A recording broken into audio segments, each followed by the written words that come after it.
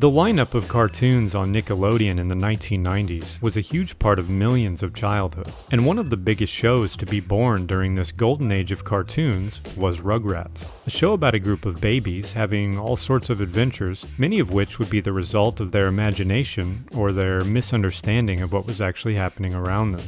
It was a huge hit, with merchandise, movies, and eventually video games.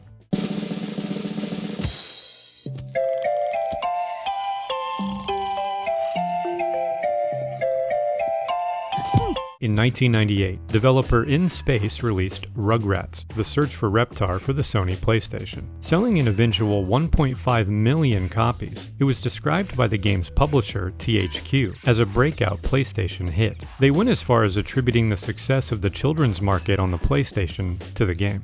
The game's art style matched the show, and many of the show's actual voice actors provided lines for the game. It makes Rugrats: The Search for Reptar a fun experience for fans of the show. Babies are gonna be in my circus! Yay! A circus! I don't know, Angelica. I don't like circuses. All right, everybody, there's not gonna be any circus, because Chucky doesn't want us to have one. But circuses is fun, Chucky. Don't you want us to have any fun, Chucky? Angelica, I changed my mind. Tommy Pickles is the show's main character, and the game is no different. The Pickles household acts as a hub world. You walk around the home, interacting with different objects that will initiate the different levels or mini-games that you play. The game's plot is centered around a Reptar puzzle. Reptar is a big green dinosaur character that Tommy is particularly fond of in the show. The game opens with a cutscene showing that his Reptar puzzle is missing most of its pieces. Where's my Reptar puzzle?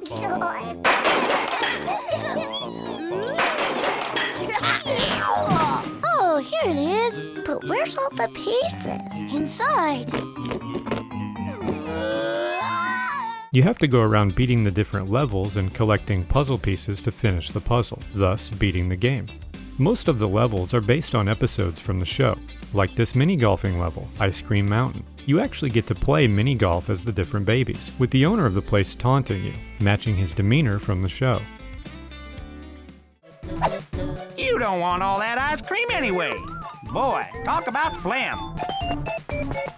There's a pretty cool secret in this area. When you're putting as Angelica, you can enter the pyramid for some extra Reptar bars. 15 of those get you a free puzzle piece, making it possible to reach the end credits of the game without actually beating every stage. This bonus stage, Mirrorland, also based on an episode where the babies encounter a strange antique mirror, it flips the house upside down and then tasks you with collecting balloons of various colors. It can take up to 10 minutes just collecting balloons. It gets a bit repetitive.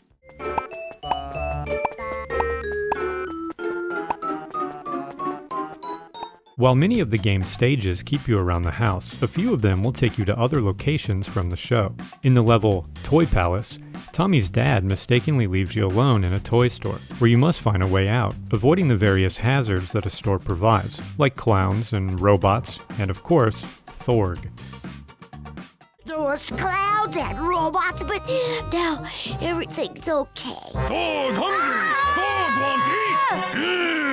Luckily, an animatronic Reptar is nearby, and by powering him up, he saves Tommy and Chucky before Stu finally realizes his mistake and returns to the store to pick you up. The game is sort of infamous for being a bit terrifying at times. There's a level down in the basement, for example, where you accidentally turn on a machine in your father's workshop that starts producing a bunch of rogue Mr. Friend dolls that attack you. You actually have to run away from them and destroy them by breaking them apart. There's another strange level where you play as Spike, the Pickles family dog, on a quest through some sewers looking for Angelica's missing doll, Cynthia.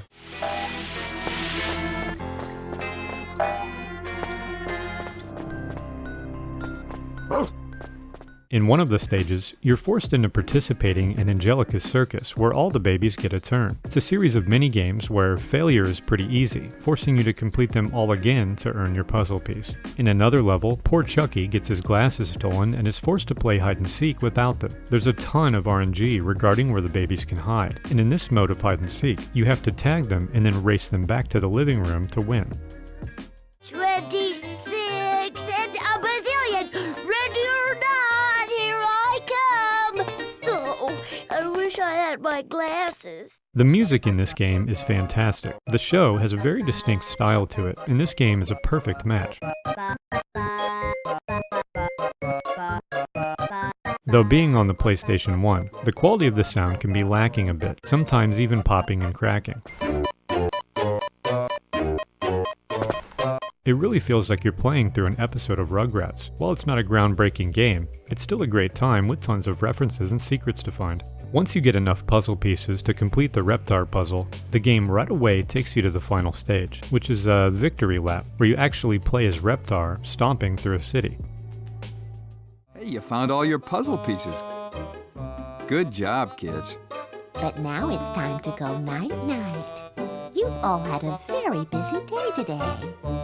Sleep tight.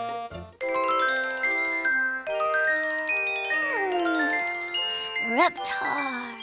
The search for Reptar remains a simple but faithful Rugrats experience. Admittedly, like the show, making your own fun is a bit of a requirement to get the most out of this game. But that's what makes Rugrats so great.